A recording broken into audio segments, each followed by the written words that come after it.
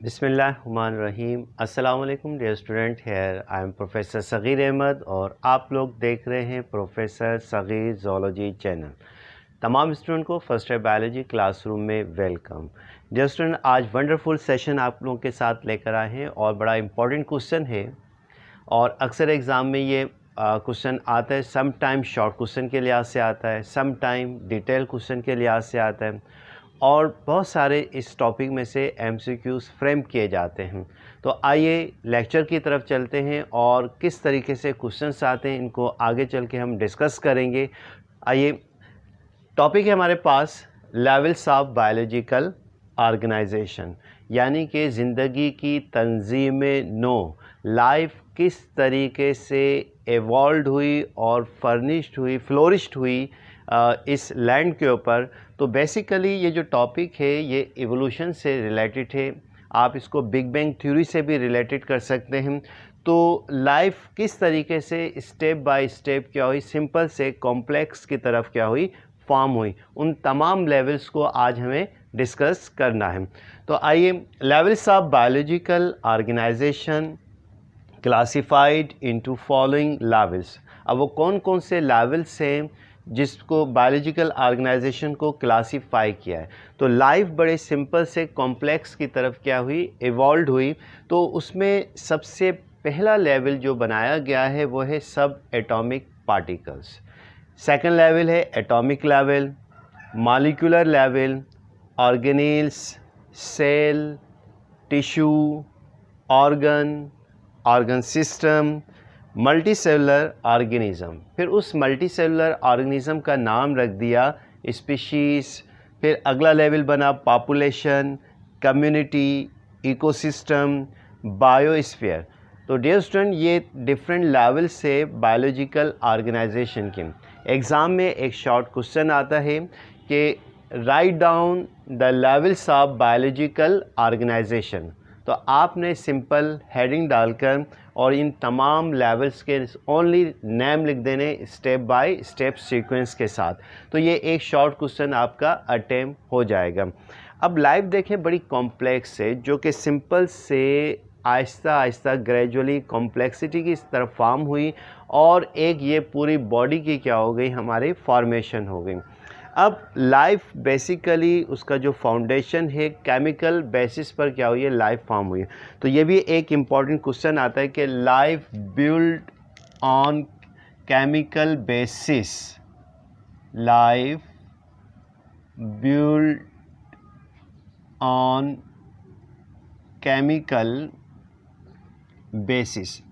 अब किस तरीके से केमिकल बेसिस पर मुश्तमिल है, तो अगर हम इसको एवोल्यूशन के लिहाज से डिस्क्राइब करें, एक थ्योरी आप लोगों ने पढ़ी होगी जिसका नाम है बिग बैंग थ्योरी। बहुत फेमस थ्योरी है, एवोल्यूशन से रिलेटेड है बिग बैंग थ्योरी। बिग का मतलब है ह्यूज, बैंग मीन एक्सप्लोजन, यानी कि एक ज़ोरदार धमाका हुआ और ये प्लानट क्या हुआ, इवॉल्व हुआ। कब की बात है, आज से 15 to 16 बिलियन ईयर अगो।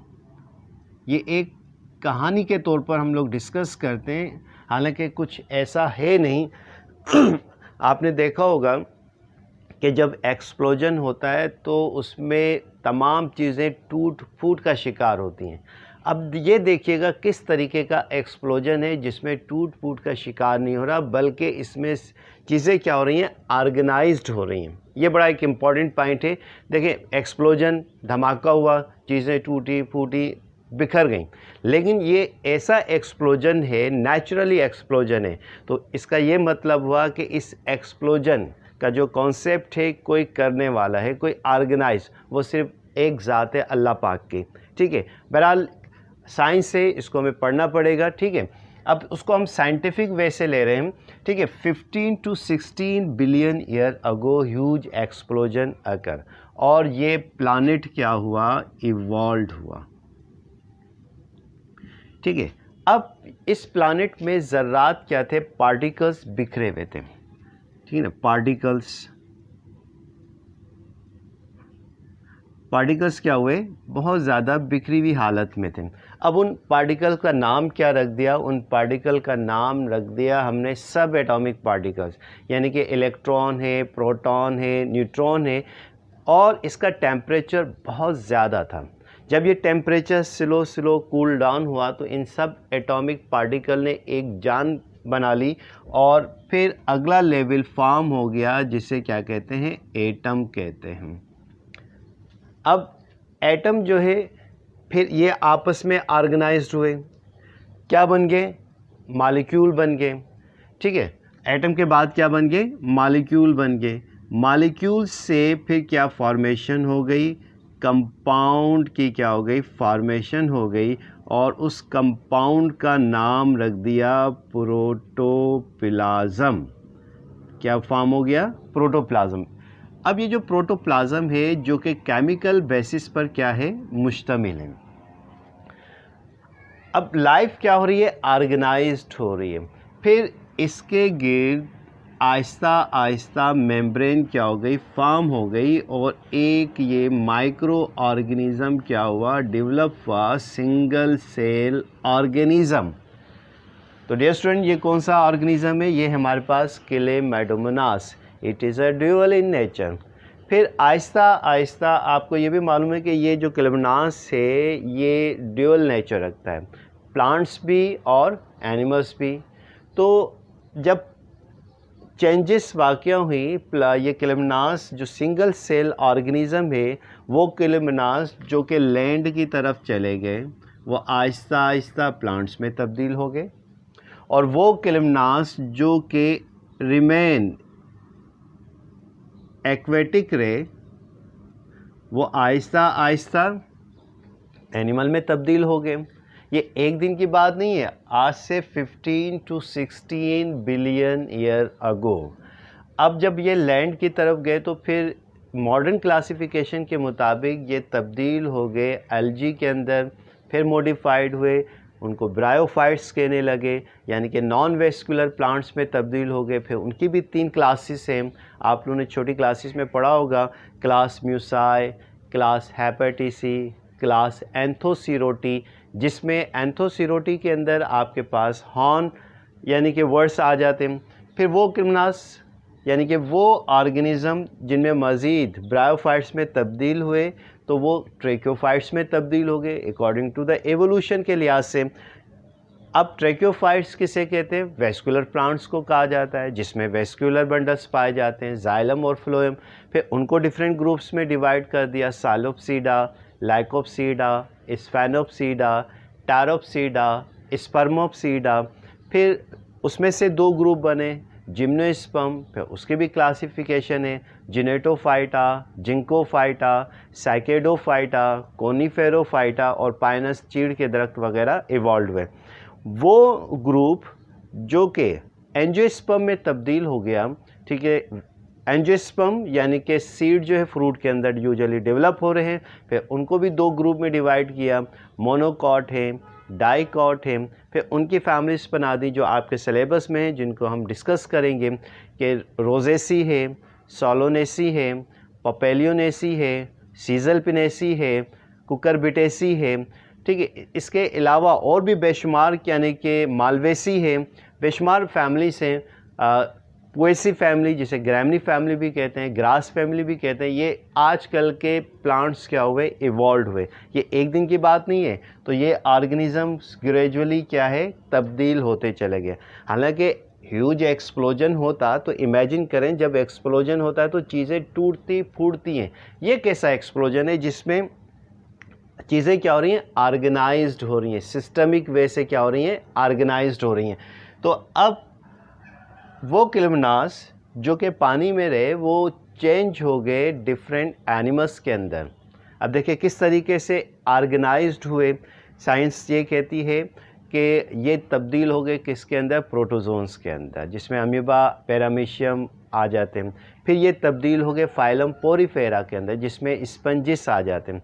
फिर फाइलम पोरीफेरा के बाद निडेरिया में तब्दील हो गए जिसमें जेली फिश आ जाती है।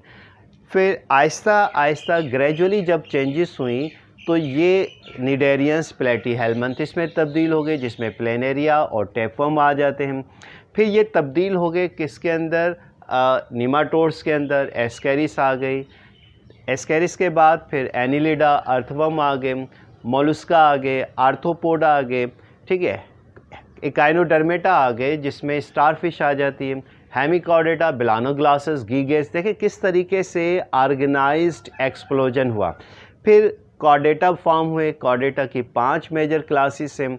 5 मेजर क्लासेस में क्लास स्पाइसिस हो गई, मछलियाँ। जब फिशेस बाहर आई तो एम्फीबिया बन गए, फ्रॉग वगैरह। फिर इनमें से एम्फीबियंस में से कुछ ऐसे ऑर्गेनिज्म जो क्रॉल करके चलते थे वो रेप्टाइल्स में तब्दील हो गए। फिर रेप्टाइल्स से 2 ग्रुप बने। वो रेप्टाइल्स जो फ्लाई करने लगे क्लास एफ्स, बर्ड्स में तब्दील हो गए। और रेप्टाइल्स का वो ग्रुप जैसे थैरप्सीडा के अंडे भी देते हैं, यंग वंस भी प्रोड्यूस करते हैं, वो मैमल्स में तब्दील हो गए। फिर ये मैमल्स को फिर फर्दर कैटेगराइज किया गया, 3 ग्रुप में डिवाइड किया। प्रोटोथेरिया, एग लेइंग मैमल्स जिसमें फेमस डकबिल प्लेटिपस है। मेटाथेरिया, पाउच मैमल जिसमें कंगेरो वगैरह है, ओपिसम, कोयला बियर वगैरह हैं। इसके अलावा फिर फाइनल जो स्टेज आई वो यूथेरिया की थी, प्लेसेंटल मैमल्स। देखिए लाइफ किस तरीके से ऑर्गेनाइज्ड हो रही है, फ्लोरिश हो रही है, ठीक है, और कितना ज़बरदस्त बिग बैंग थ्योरी एक्सप्लोजन हुआ। ये एक वाहिद ज़ात है अल्लाह पाक की जो ऑर्गेनाइज सिस्टम में, ये बातें ऑस्ट्रेलिया के साइंटिस्ट ने बताई कि एक्सप्लोजन से तो चीज़ें टूटती हैं, ठीक है, लेकिन एक्सप्लोजन से चीज़ें ऑर्गेनाइज नहीं होती। तो ये एक्सप्लोजन करने वाली कोई एक वाहिद ज़ात पाक है, वो है अल्लाह की। तो उस साइंटिस्ट ने ये बात की कि ऐसा एक्सप्लोजन जिस तरीके से साइंस बयान करी ऐसा नहीं हुआ, ये वेल ऑर्गेनाइज्ड एक्सप्लोजन है। फिर यूथेरिया जिसको प्लेसेंटल मैमल्स कहते हैं, उसके भी बेशुमार ऑर्डर्स हैं। फिर फाइनली ह्यूमन बींग्स क्या हुआ, एवॉल्व हुआ। बट अल्लाह से डेट इन अ कुरान उसका मफहूम कुछ इस तरीके से, all the living organism create in a present form can not be mutable, कि अल्लाह पाक ने जितने भी जानदार बनाए हैं उनको उसी हालत में बनाया है जिस हालत में वो मौजूद हैं, वो एक दूसरे में चेंज नहीं हो सकते। तो ये एक थ्योरी थी। फिर आहिस्ता आहिस्ता क्या हुई, इस तरीके से पूरे वर्ल्ड के ऊपर, पूरे लैंड के ऊपर क्या हुई, लाइफ क्या हो गई, एवॉल्व हुई। तो आइए इन तमाम स्टेप्स को हम कोर्स के लिहाज से, ये तो एवोल्यूशन के हवाले से हम बात कर रहे थे, आइए कोर्स के हवाले से कुछ बातें कर लें लेवल्स ऑफ बायोलॉजिकल ऑर्गेनाइजेशन की। सबसे पहला लेवल है जिसे हम क्या कहते हैं, सब एटॉमिक पार्टिकल्स। तो dear student, clear, crystal clear समझ में आ रहा है, दिमाग के कपाट खुल जाएंगे, कितना ज़बरदस्त नॉलेज आपको प्रोवाइड की जा रही है, ठीक है। तो आइए subatomic particles.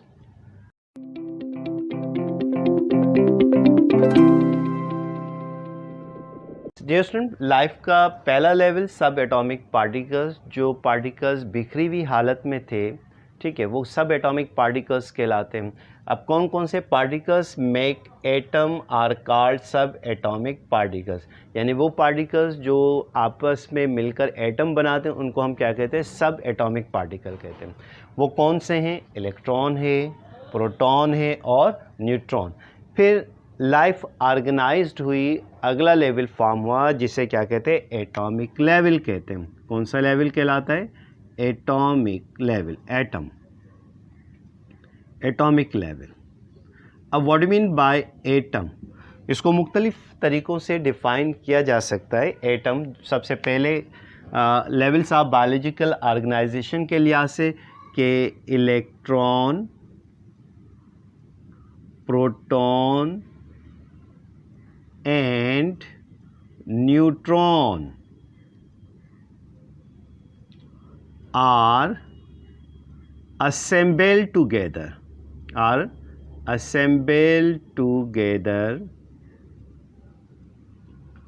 to form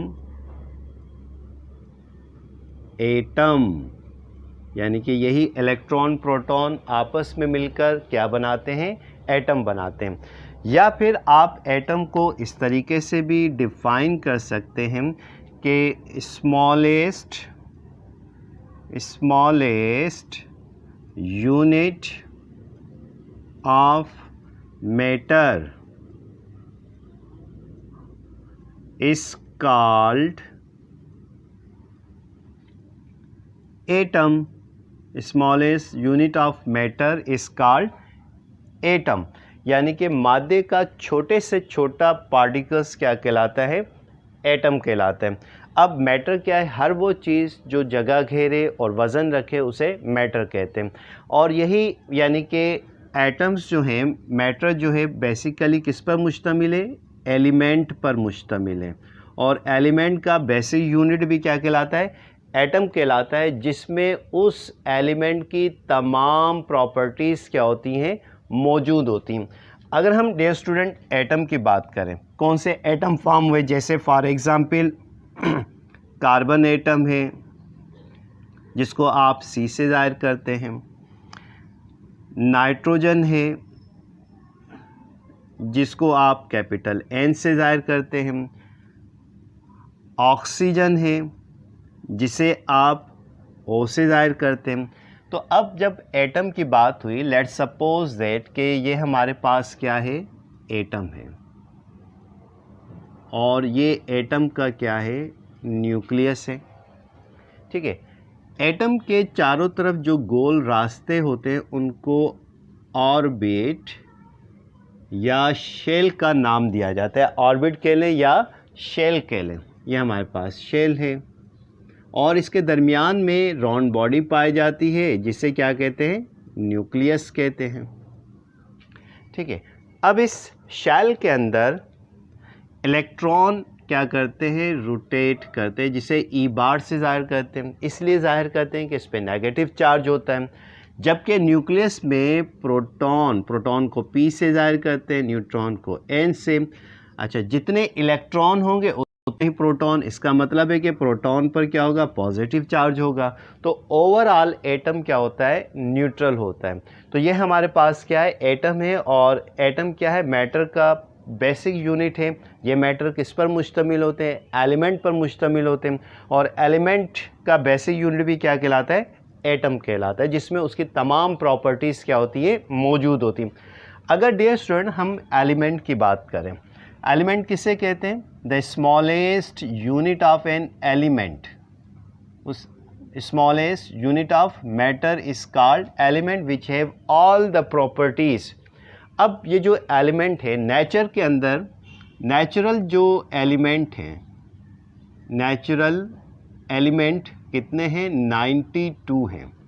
जबकि आर्टिफिशियल टोटल जो एलिमेंट है, टोटल एलिमेंट कितने हैं? मुख्तलिफ पेरियोडिक टेबल के अंदर मुख्तलिफ नंबर्स दिए हुए 118, 118, इससे ज़्यादा भी डिस्कवर हो चुके हैं। अब इस नेचुरल एलिमेंट के अंदर, ठीक है, इस नेचुरल एलिमेंट के अंदर जो इनको भी नेचुरल एलिमेंट को भी डिफरेंट नेचुरल एलिमेंट, इस नेचुरल एलिमेंट के अंदर जो मेजर एलिमेंट है वो 16 है, जिन्हें हम क्या कहते हैं? बायो एलिमेंट्स कहते हैं। कौन से एलिमेंट्स कहलाते हैं? Bio elements. Bio elements. ठीक है।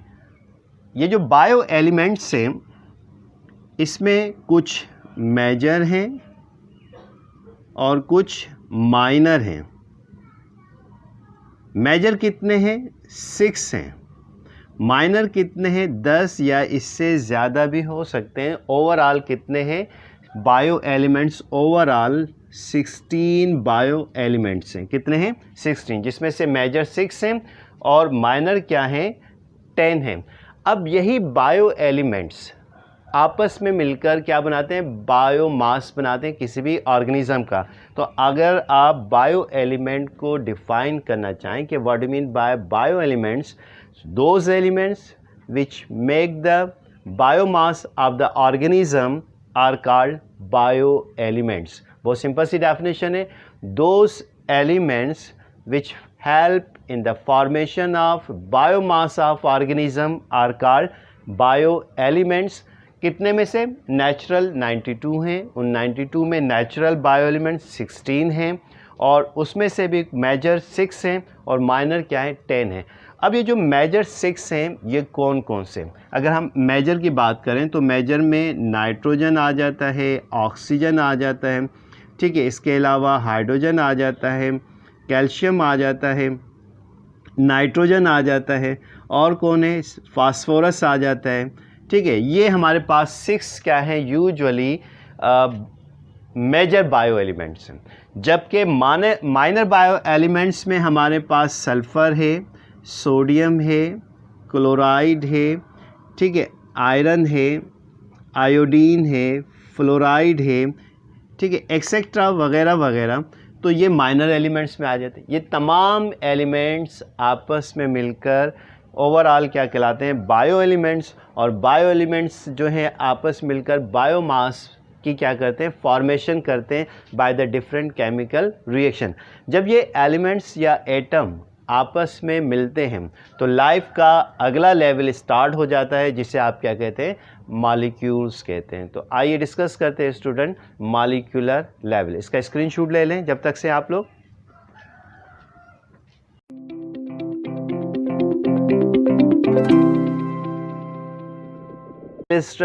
समझ में आ रहा है, ठीक है। तो एक एक करके हम इन तमाम लेवल्स को डिस्कस करेंगे। वो स्टूडेंट जो नए जुड़े हैं चैनल को सब्सक्राइब कर लें, बेल आइकन को हिट कर लें, ताकि फर्स्ट आपके पास ये वीडियो लेक्चर आ सके। तो नेक्स्ट क्लास के अंदर इंशाल्लाह मॉलिक्यूलर लेवल से स्टार्ट करेंगे और अप टू द बायोस्फीयर तक हम इसको कंप्लीट करेंगे। तो तब तक के लिए अपने सर प्रोफेसर सगीर अहमद को इजाज़त दीजिए। अल्लाह हाफिज़।